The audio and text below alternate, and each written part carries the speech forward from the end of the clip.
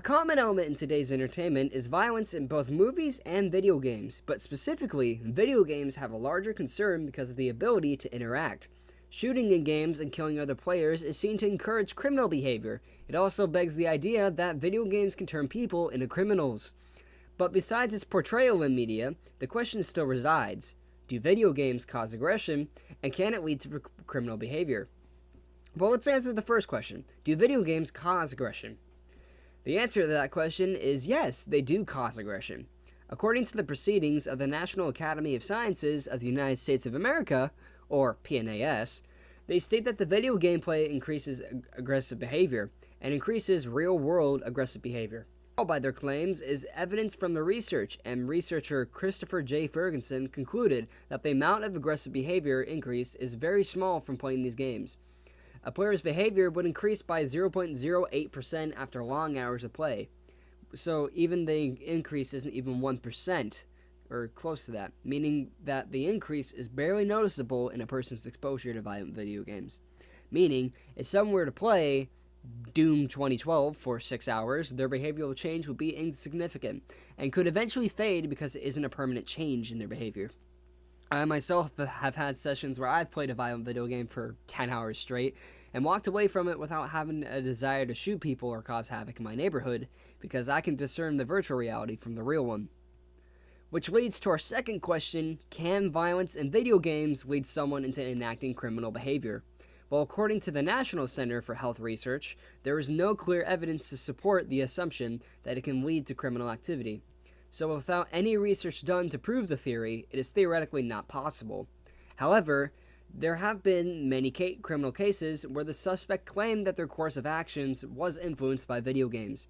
For example, a case claimed to be influenced was the Columbine High School shooting.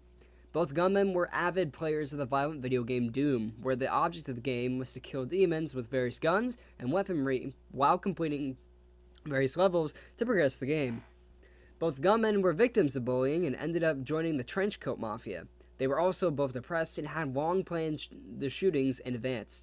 At the end of the case, video games were blamed, but it could not be proven with evidence.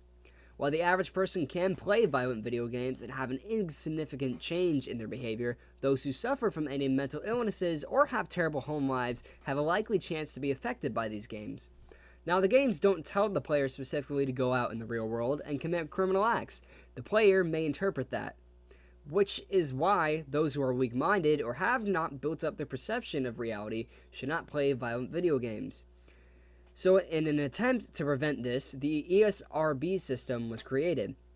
Now, the system is where rating is put onto games that you can buy. Now, these ratings range in letters: C, meaning for children, E for everyone, T for teens, and M for those who are mature, being 17 and up. All designed to keep those by their age accountable to the amount of content they can absorb.